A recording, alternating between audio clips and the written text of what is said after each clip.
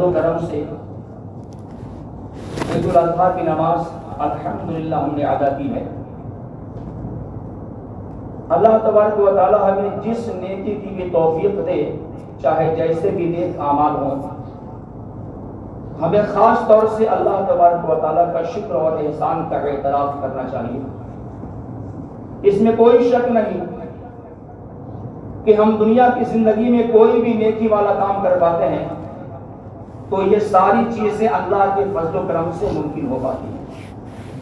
انہی نیک اعمال میں سے یہ نماز بھی ہے، اور انہی نیک اعمال میں سے جو اللہ تعالیٰ کو بہت ہی زیادہ پسند ہے، یوم النحر کو قربانی پیش کرنا بھی ہے، جو اللہ کے نام سے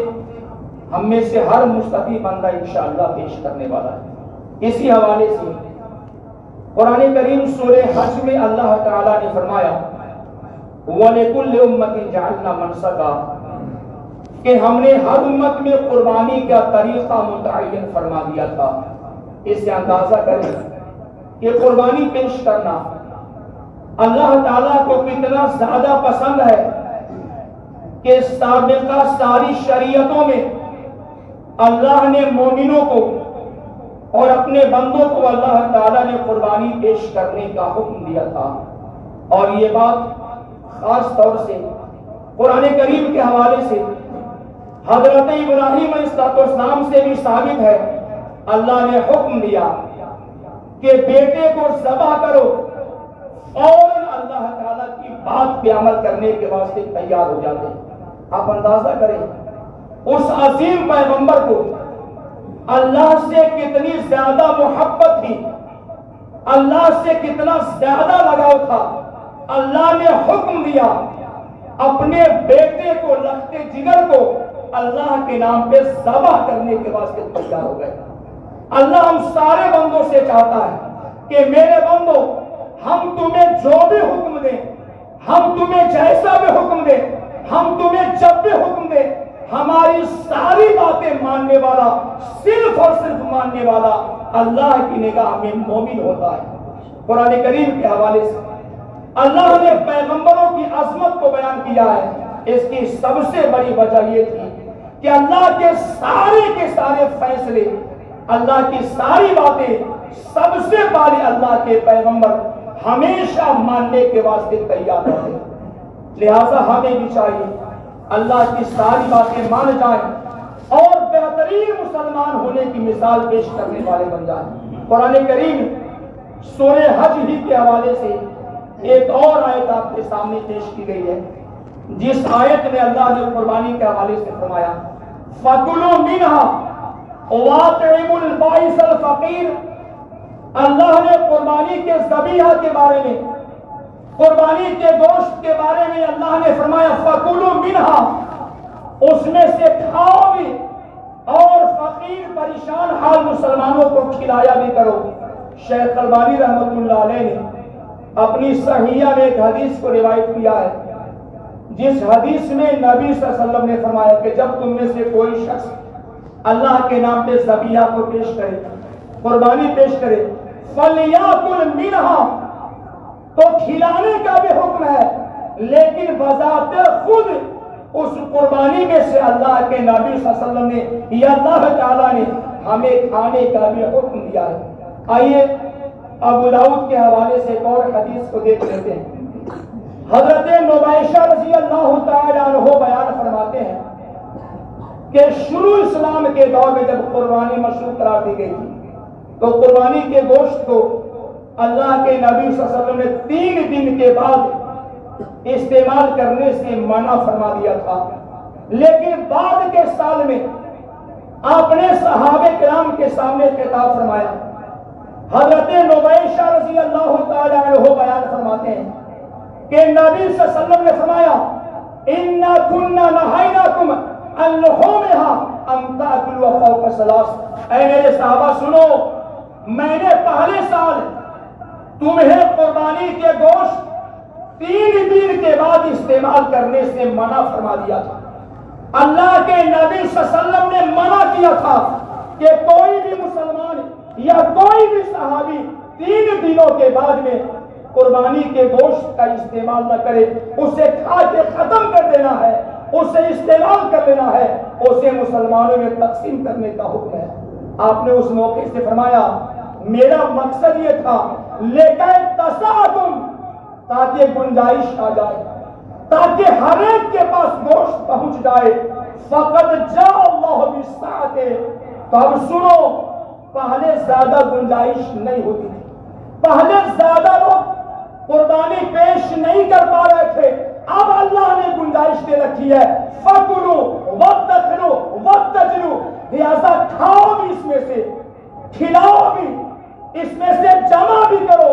اس میں سے، دیا بھی کرو۔ اور آگے نبی صلی اللہ علیہ وسلم نے کہا اور یہ بات جان جاؤ، یہ جو دن ہوتے ہیں قربانی والے، ایام تشریق جو ہوتے ہیں، یہ کھانے پینے اور اللہ تبارک و تعالیٰ کے ذکر والے دن ہوتے ہیں۔ بہت ساری حدیثوں میں ہے ایام تشریق جو قربانی کے بعد میں 11، 12، 13 ذی الحجہ ہے، اللہ کے نبی صلی اللہ علیہ وسلم کہتے ہیں ایام اکل و شرب و ذکر اللہ عز و جل، یہ کھانے پینے اور اللہ تعالیٰ کے ذکر میں گزارنے والے دن ہوتے ہیں۔ تو ان دونوں حدیثوں کے حوالے سے دو مسئلے ثابت ہو رہے ہیں کہ مکمل 4 دن قربانی کرنا جائز یا ثابت ہے، اور چوتھے دن سورج کے ڈوبنے سے پہلے قربانی پیش کی جا سکتی ہے۔ انہی حدیثوں کے حوالے سے یہ بات بھی ثابت ہو رہی ہے کہ شریعت ہم سے چاہتی ہے، اللہ تعالی ہم سارے بندوں سے چاہتا ہے ہم کھائیں پیئیں اور ساتھ میں ان دنوں میں خاص طور سے اللہ کو یاد رکھنے کی کوشش کریں، اللہ کا ذکر بھی کیا کریں، اللہ کی تکبیرات بھی پڑھیں، اس کو یاد رکھیں۔ اور قرآن کریم کے حوالے سے سورہ حجر میں آخری آیت میں اللہ تعالیٰ کے فرمانے کہ اے میرے بندو اللہ کو یاد کرو جب تک کہ تمہیں یقین یعنی موت نہ آ جائے، تب تک ہمیں اللہ تعالیٰ کے ذکر کا اہتمام کرنے کا حکم دیا گیا ہے۔ اس آیت کریمہ کے حوالے سے غور کریں، اللہ کا ذکر کرنا، اللہ کو یاد کرنا، اللہ کی تعریف کرنا، اس کی تسبیح پڑھنا، اس کی تکبیر پڑھنا اللہ کو کتنا زیادہ پسند ہے کہ موت کے دن تک ہمیں اللہ نے اللہ کو یاد کرنے کا حکم دیا ہے۔ اور صحیح مسلم کے حوالے سے یہ بات بھی ثابت ہے کہ جو انسان اللہ کو بھول جاتا ہے، اللہ کو یاد نہیں کرتا ہے، وہ زندہ ہونے کے باوجود شریعت کی نگاہ میں، اسلام کی نگاہ میں، اللہ کی نگاہ میں بھلے وہ انسان زندہ ہوتا ہے، شریعت کی نگاہ میں وہ انسان مردہ بن چکا ہوتا ہے۔ لہذا ہمیں کھانے پینے کے ساتھ میں اللہ کے ذکر کا بھی اہتمام کرنا چاہیے۔ ہم نمازیں نہ چھوڑیں، اللہ کو یاد کرنا ہم نہ چھوڑیں، اس لیے کہ ساری چیزیں اپنی جگہ پہ ہے، لیکن جو فرائض ہیں ان کا ہمیشہ ہمیں اہتمام کرنے کا حکم دیا گیا ہے۔ اسی طریقے سے امام ترمذی رحمۃ اللہ علیہ نے اپنی جامع ترمذی میں ایک حدیث کو روایت کیا ہے کہ نبی صلی اللہ علیہ وسلم کے زمانے میں کس طرح سے صحابہ کرام کی قربانی ہوتی تھی۔ ایک تابعی نے پوچھا، عطا بن یسار نے پوچھا صحابی سے، ابو ایوب انصاری سے رضی اللہ تعالیٰ عنہ کہ صحابی بتلائیں کہ آپ صحابہ کرام اللہ کے نبی صلی اللہ علیہ وسلم کے زمانے میں کیسی قربانیاں پیش کرتے تھے۔ یہ بہترین مثال ہے ہم سارے مسلمانوں کے لیے۔ تو صحابی نے تابعی سے کہا کہ ہمارے دور میں نبی صلی اللہ علیہ وسلم کے زمانے میں ایک آدمی جو ہوتا تھا یذبح بشاۃ عنہ وعن اہل بیتہ، ایک بکری یا بکرا کو ذبح کرتا تھا، عنہ اپنی جانب سے، ایک جانور ہوتا تھا اپنی جانب سے، وعن اہل بیتہ،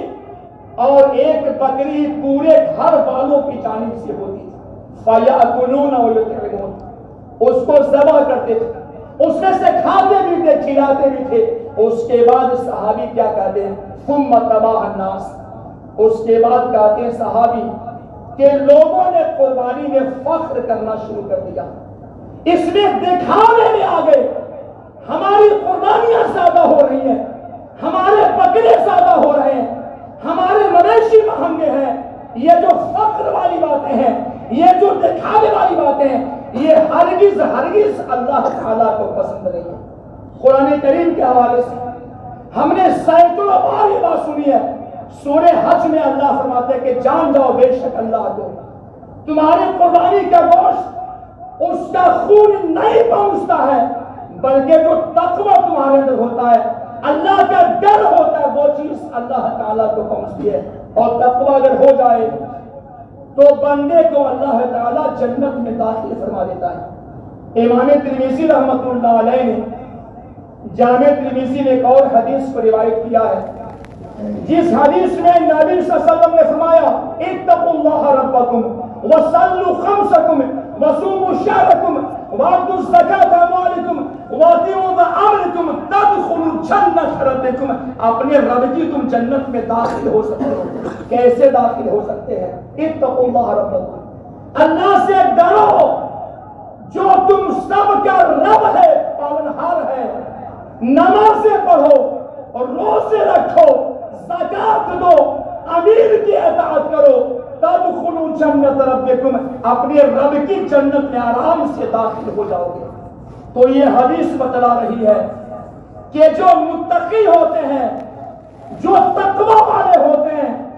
اللہ سے ڈرنے والے ہوتے ہیں اور صرف اللہ کو راضی کرنا چاہتے ہیں، اس کی خوشنودی چاہتے ہیں، ان کے سارے جائز نیک اعمال کو اللہ تعالیٰ قبول فرما لیتا ہے اور جنتوں میں داخل بھی فرما دیتا ہے۔ لہذا قربانی ایک بھی کریں، ایک سے زیادہ بھی کریں گنجائش ہو تو، لیکن اخلاص مفقود نہیں ہونا چاہیے، ہم میں تقوی کم نہیں ہونا چاہیے، ہمارے جانور کمزور بھی تھوڑے سے ہو جائیں، کم دام کے ہو، شرائط کے مطابق ہو، لیکن اخلاص میں کوئی کمی ہمارے اندر نہیں ہونی چاہیے۔ اس لیے کہ بغیر اخلاص کے، بغیر تقوی کے ہماری کوئی قربانی یا کسی بھی چیز کو اللہ تعالیٰ قبول نہیں فرمانے والا ہے۔ اسی طریقے سے اللہ کے نبی صلی اللہ علیہ وسلم کا معمول یہ بھی تھا کہ ہمیشہ عیدین کے موقع سے اپنے مردوں کے ساتھ میں خواتین کو بھی کافی ساری نصیحت آپ نے فرمائی، اور یہ حدیث میں ہے کہ عیدگاہ نبی صلی اللہ علیہ وسلم جا رہے تھے عید کی نماز پڑھانے کے واسطے، خواتین کے سامنے سے گزرے، آپ نے فرمایا تصدقوا تصدقنا، کہ تم صدقہ کرو اے خواتین کی جماعت، فإن أريدكن أكثر أهل النار، مجھے دکھایا گیا ہے، مجھے بتایا گیا ہے کہ تم سب سے زیادہ جہنم میں جانے والیوں میں سے ہو۔ تم صدقہ کرو، تم نیکیاں کرو، نیکی میں بڑھ چڑھ کے تم بھی حصہ لو، اس لیے کہ زیادہ تم ہی جہنم کی آگ میں داخل ہوگی۔ اور صحیحین میں ایک اور حدیث ہے اطلعت فی الجنت، اللہ کے نبی کہتے ہیں جنت میں جھانک کر میں نے دیکھا معراج کے موقع سے، تو میں نے دیکھا زیادہ تر فقیر مسکین اللہ کی جنت میں داخل ہو رہے دیا ہوئے تھے۔ وَاطَّلَعْتُ فِي النَّارِ، اور میں نے جہنم میں دیکھا جھانک کر کے، تو میں نے زیادہ عورتوں کو جہنم میں پایا۔ اور بعض حدیثوں میں خواتین نے پوچھا اللہ کے پیغمبر ایسا کیوں ہے؟ آپ نے فرمایا کہ دو چیز، شوہروں کی نافرمانی کرنا، ناشکری کرنا، یہ چیز تمہیں اللہ کے عذاب کے لائق بنا دینے والی۔ تو خواتین سے بھی اللہ فرماتا ہے، نبی صلی اللہ علیہ وسلم کہتے تھے کہ ہر جائز معاملے میں اپنے شوہروں کی اطاعت کرنے کی کوشش کریں، گھر کا ماحول بہتر ہو جائے گا اور جنت کی حقدار ہو جائیں گی۔ جامع ترمذی میں حدیث ہے جس میں نبی صلی اللہ علیہ وسلم نے فرمایا اذا صلت المرأة خمسها، جب خواتین 5 وقت کی نماز پڑھ لیں، وصامت شهرها، 5 وقت کی نماز پڑھ لیں اور روزے کا اہتمام کر لیں، اپنی عزت و ناموس کی حفاظت کر لیں، واطاعت زوجها، اپنے شوہر کی اطاعت کر لیں، تو اللہ تعالیٰ فرمائے گا ادخل الجنت من ای ابواب الجنت شئت، کہ جنت کے جس دروازے سے تم کو داخل ہونا ہے جنت میں داخل ہو سکتی ہو۔ آپ سوچئے کتنے بڑے اکرام کی بات ہے، عزت کی بات ہے، مان سمان کی بات ہے۔ اللہ جنت کے سارے دروازے ان خواتین کے راستے کھول دے گا کہ جہاں سے ہونا تم کو جنت میں داخل ہو جاؤ، جو سارے نیک کام کرنے کے ساتھ میں اپنے شوہروں کی ہر جائز معاملے میں اطاعت کرنے والی بن جائیں۔ اسی طریقے سے اللہ کے نبی صلی اللہ علیہ وسلم کا فرمان ہے کہ جب بیویاں خواتین اپنے شوہروں کی نافرمانی کرتی ہیں، انہیں ایذا پہنچاتی ہیں، اور جنتی حوریں پر دعائیں دیتے ہیں، قاتلک اللہ، اللہ تجھے غارت کرے، اللہ تجھے ہلاک اور برباد کرے، وہ تو کچھ دنوں کے بعد تجھے چھوڑ کے ہمارے پاس عنقریب آنے والا ہے۔ تو یہ حدیثیں بتلا رہی ہیں کہ مرد بھی نیک ہو جائیں، متقی ہو جائیں، خواتین بھی نیک ہو جائیں، اور ساتھ میں یہ بھی چیز ہونی چاہیے کہ دنیا کے سارے مسلمانوں کو، ہم سارے مومنوں کو، ہم سارے بھائیوں کو ایک دوسرے سے ہمیشہ خوب زیادہ مل جل کے اور پوری محبت کے ساتھ میں رہنے کا حکم دیا گیا ہے۔ امام بخاری رحمۃ اللہ علیہ نے ادب المفرد میں ایک حدیث کو روایت کیا، ہم سب جانتے ہیں قرآن کریم کے حوالے سے، کہ ہر معاملے میں صحابہ کی زندگیاں بہترین مثال ہے ہمارے واسطے۔ اس حدیث کو بھی آپ دیکھیں، اصحاب کرام فرماتے ہیں جو نبی صلی اللہ علیہ وسلم کے زمانے کے مومن تھے، صحابہ کرام، کانو یتبادہون بالبطیخ، آپس میں بہت زیادہ ایک دوسرے سے محبت کرنے والے تھے۔ یہ محبت ہمارے اندر نہیں پائی جاتی، ہم میں دین سے بیزاری ہے، اپنے بھائیوں سے لگاؤ نہیں ہے۔ اصحاب کرام جو تھے آپس میں بہت زیادہ ایک دوسرے سے محبت کرنے والے تھے، اور راوی حدیث کہتے ہیں تربوز کا جو چھلکا ہوتا ہے نا، محبت سے ایک دوسرے کے بدن پہ کبھی کبھی مار دیتے تھے، اس قدر آپس میں بے تکلف اور محبت سے رہا کرتے تھے۔ اس کے بعد صحابی کہتے ہیں لیکن جب جنگ کا میدان ہو جائے، فَإِذَا كَانَتِ الْحَقَائِقُ كَانُوا هُمُ الرِّجَالُ، تو صحابہ جنگ میں مرد بن جاتے تھے۔ حالانکہ ہم سب جانتے ہیں کہ صحابہ ہر موقع سے مرد ہوتے تھے، اپنی مردانگی کا، اپنی صلاحیت کا، اپنی قوت کا، اپنی طاقت کا اپنے بھائیوں کے خلاف ہم استعمال کرنے کی کوشش نہ کریں۔ محبت سے رہنا چاہیے، محبت کو عام کرنا چاہیے، اور ایسے بندے،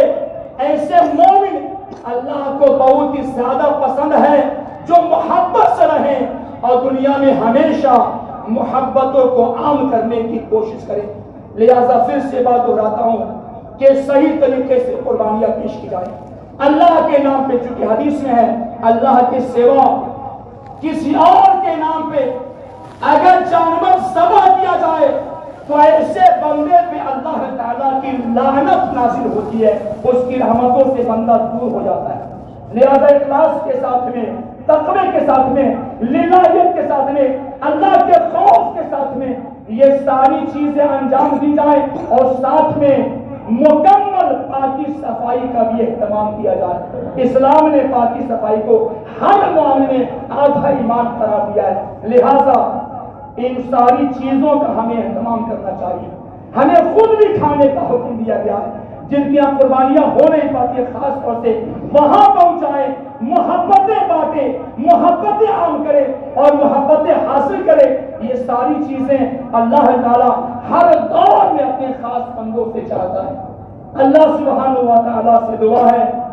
الہ العالمین ہم سب کو خالص کتاب و سنت کے مطابق عمل کرنے کی توفیق عطا فرمائے۔ اللہ تعالیٰ ہمیں خوب زیادہ محبت کرنے والا، نیکی میں بڑھ چڑھ کے حصہ لینے والا اور گناہوں سے بچنے والا، ان ساری چیزوں کی اللہ تعالیٰ ہم کو توفیق عطا فرمائے۔ جو بیمار ہیں، پریشان حال ہیں، مقروض ہیں، مختلف مسائل سے دوچار ہیں، اللہ تعالیٰ ان سبوں کے سارے مسئلوں کو آسان فرمائے۔